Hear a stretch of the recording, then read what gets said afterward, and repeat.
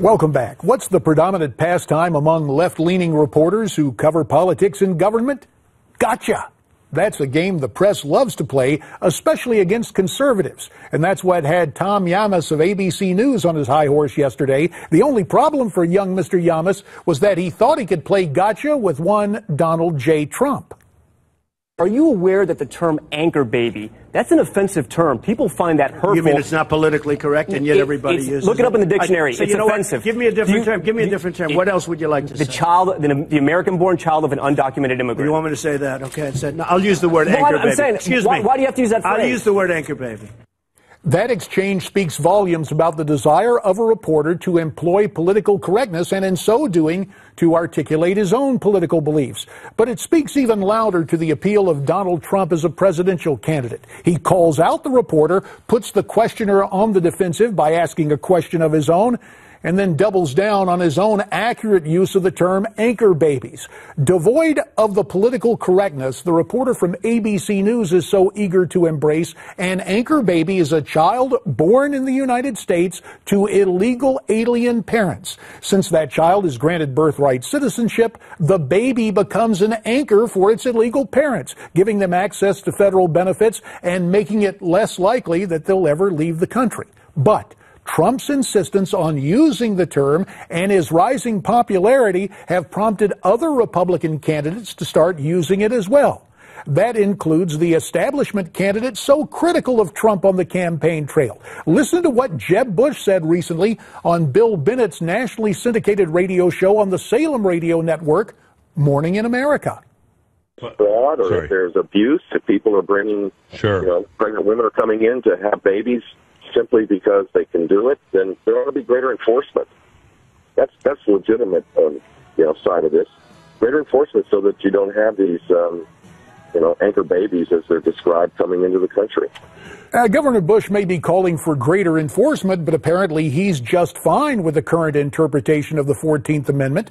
On the other hand, Mr. Trump insists we have to make a change in birthright citizenship. Here's the way he said it on the campaign trail. There's a very big question as to the anchor babies. They've been talking about it for years.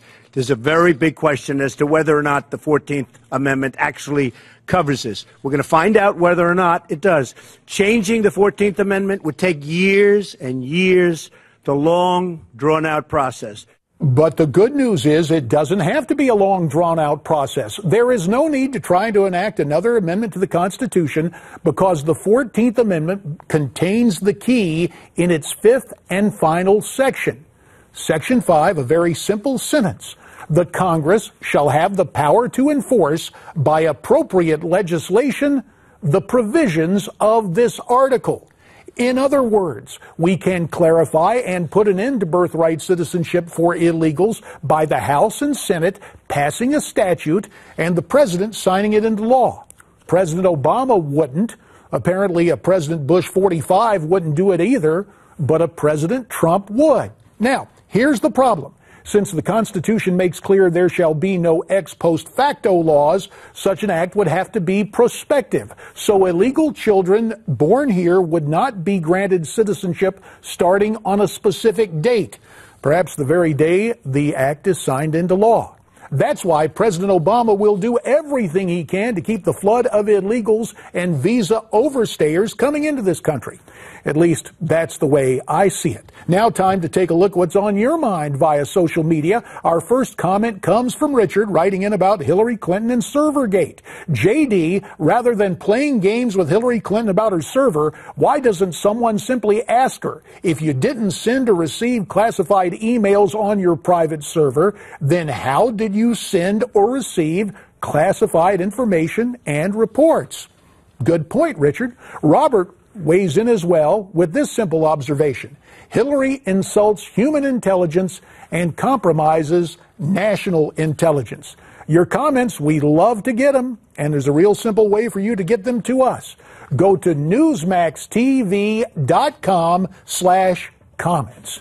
That'll do it for tonight. See you back here tomorrow night. Stay brave, stay free, stay tuned.